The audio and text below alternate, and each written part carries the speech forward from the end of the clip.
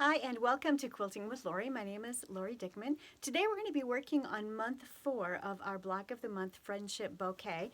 This is what I have so far. This is the center of the medallion. I actually have two. This is the spring version and I have a fall version as well. Last month we worked on the picket fence, which had some paper piecing.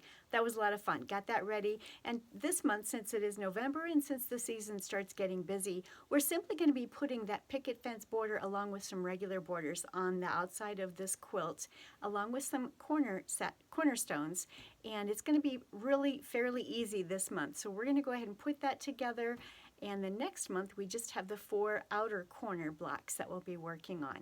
So here, hopefully you can see, I've got my quilt center here. I have 4 of my picket fence borders that I have already pieced together. You're going to piece 6 blocks together for 4 different borders that we'll be using. I've got those ready. I also have cut my light blue and my medium blue borders, as well as my 8 1.5-inch yellow cornerstone squares and these 4.5-inch pink squares. And so we're going to go ahead and put that together. Let me find, I've lost my pattern. Here it is underneath. This is what it looks like. And what we're going to be working on today is literally putting these inside borders on first. Then we're going to piece the picket fence border on there along with those pink cornerstones. Really simple project for the month of November. So let's get started. One other thing I forgot to mention is we do need 5/8-inch borders as well that are going to go around that outside section, and you'll see that as we work through it. But I do have all of the information in the PDF. If you are registered for this class, then you would have received this PDF in your email box on Wednesday.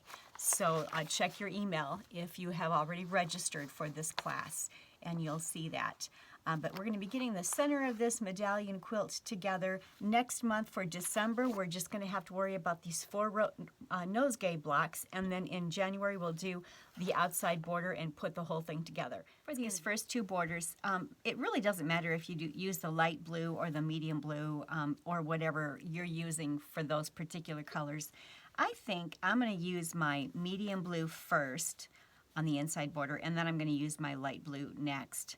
And I'm going to go ahead and put it together. I'm going to put 2 borders on the opposite sides of the quilt first. I'll sew those on. And then for the remaining 2 blue borders, I will add a square, a yellow 1.5-inch corner square to each end, and then I will attach those to the opposite 2 ends. So that will take care of everything for my first inside border. The second inside border, I'll do the same thing. I will sew on 2 of the light blue on opposite sides, and then for the remaining 2 sides, I will add the yellow 1.5-inch squares to each end of those and apply them to those remaining 2 sides. So that's how we will apply both of these, and you can use any colors that you want on the border, or you can maybe even just use one if you choose. Maybe you'd rather have one larger border. It's totally up to you. It just has to follow the measurements as the quilt grows so that the pieced borders will actually fit. We want to make sure that these pieced borders out here fit. That's why they're using these inside sash borders here as well as this tiny little border there. And you'll see that as we go along. So decide which color you want to use first. I'm going to go ahead, I think, with this blue. So with this medium blue, I'm going to make sure I cut all 4 of them at 34.5 inches. And then I have my 1.5-inch squares, and I will get those attached first. Then I'm going to put my light blue on, and for those, I will cut them at 36.5. And then the last 2 will obviously have all 4 of these yellow squares attached to them. So just make sure that, make a decision as to which color you want to include on the inside, and then the second one, and then make your cuts based upon that. I just did with the fabric cuts at 1.5 inches wide. I'm going to cut these down to 34.5 inches. I'm going to cut these down to 36.5 inches. The first thing you need to do, obviously, is to make sure that your center medallion quilt measures 34.5 inches square. That's important. And then I have now pinned on my first two medium blue borders. As you can see, I make sure that I press them in half, and I've got the creased line that matches up with the center of the quilt. I also have some creases that they're quartered, and then I make sure that all matches up, and then I pin them so that everything lays nicely. I'm going to go ahead and sew a 1/4 inch seam allowance, get these two on, then I'm going to do the medium blue borders with the yellow squares, and they're going to go on the opposite ends. I'll show you what that looks like in a moment. I have the first borders on. I'm going to now put on the second set of medium blue borders here, and I've attached the yellow squares to each end of those last two borders, and I'm going to go ahead and sew them on with a 1/4 inch seam allowance. And what I did when I put these on is I made sure that the border was quartered. I have a crease in the center, and I have a crease in the quarter marks, and then of course I matched up the edges, which are kind of hard for you to see. It's too long here, but they're all ready to go, and it's going to lay nicely. My quilt will not be wavy because I've got everything measured perfectly so that it will sew in there nicely and not cause any waves or bulk. Let's take a look at where I am so far. You see here I've included the inside border, so it is completely attached. Let's remove these two pins so you can see. So my inside medium blue border has been attached with the yellow cornerstones out here, and I've attached the two light blue on the opposite ends. Now I'm attaching the light blue that have the cornerstones, and I'm going to be pinning that there and getting this sewn on. I do have a video that I'm going to link in the description box below that takes you back to a quilt that I did for Valentine's Day this past year, and it teaches you step by step on how to make sure when you're adding borders to your quilts that you're doing it in such a way that you're not causing wavy borders. It's so important. So I'm going to link that video, and you can go out there and watch that. But I have all of these medium blue and light blue borders. The light blues are pinned on, and I'm ready to get those last two sewn on. Then we're going to go to the picket fence border, and we're going to get those sewn on. So let me get that done. I'll bring it right back. All right, I have the inside borders, the medium blue and the light blue, and again, you can put them in any location you want and any colors that you plan to use. Got my yellow cornerstones on. Now I am going to put two of my picket fence borders on opposite ends of the quilt, and make sure when you attach your picket fence that you're doing so in such a way that the bottom of the fence posts are facing the quilt itself, so that the pickets are facing on the outside of the quilt. So I'm going to attach two of them, just like I have done with the previous borders, and then the last two picket fence borders, I will be adding the 4 cornerstones to each end of those last two picket fence borders, and then I'll put those on last. So I'm going to go ahead and get these two borders on first. I'll bring it back and you can take a peek. Here is the side borders, the picket borders on 2 of the sides. They have been completed. Now I have attached the picket borders on the last 2 sides, which include these pink cornerstones.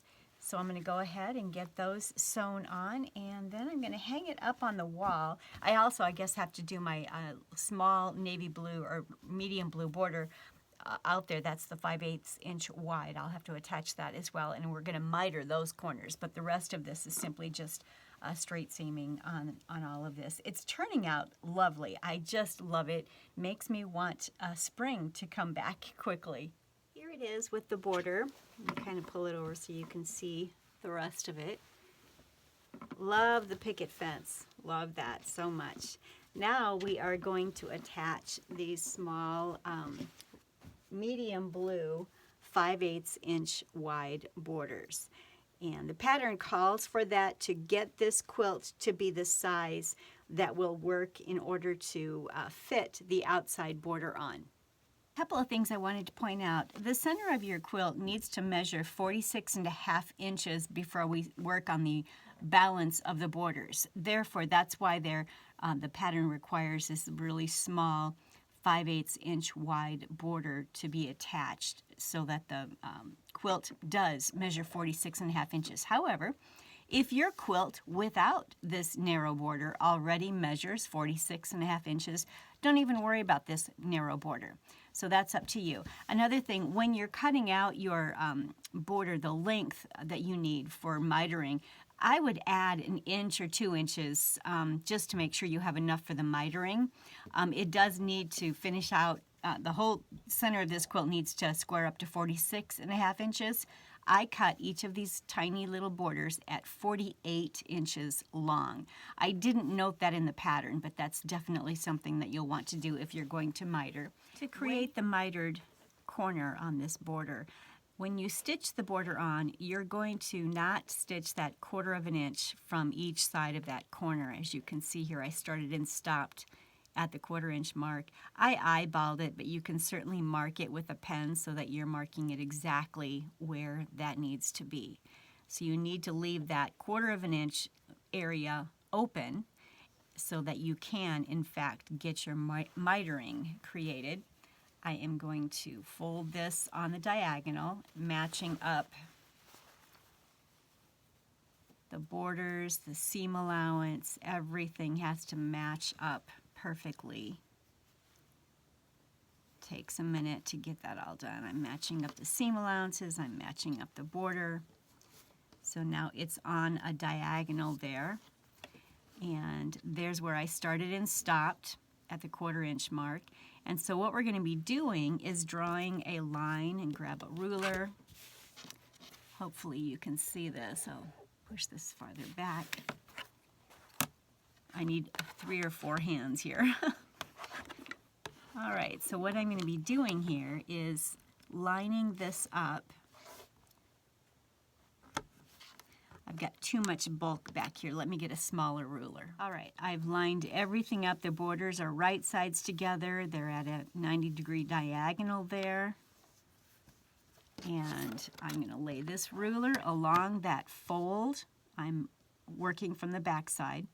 And now what I'm going to do is draw a line from this stitching line here straight out. And that is where I'm going to be stitching from that point right there straight out, and that will miter that corner. And you'll do that on all 4 sides.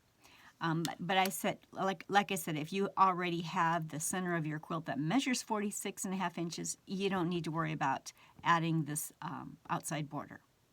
I finished stitching that, so basically I had it right sides together, lined up my ruler, stitched from the stitching line to the outside edge, opened it up, and there we have it.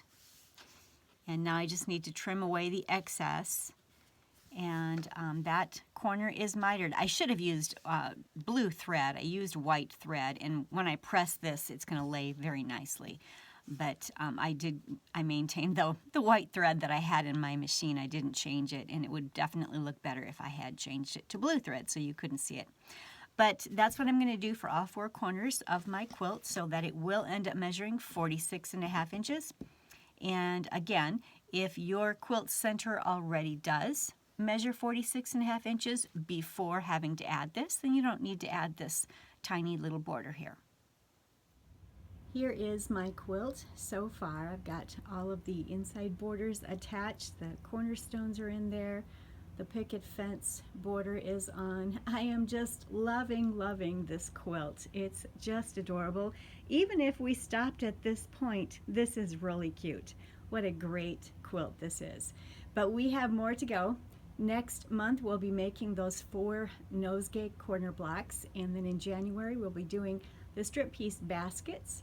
And we've got a lot to do yet. It's going to be a really great quilt that we'll be able to complete by spring. So this concludes month 4 of our block of the month for 2023. It's entitled Friendship Bouquet. Loving this quilt. Hope you're enjoying it just as much as I am as I'm putting this together. And leave some comments below if you like the content that I provide. Please don't forget to like and subscribe and comment and share my videos with your friends and your quilt guilds. That really does help my channel to grow. Thank you so much for doing that. And until next time, happy quilting.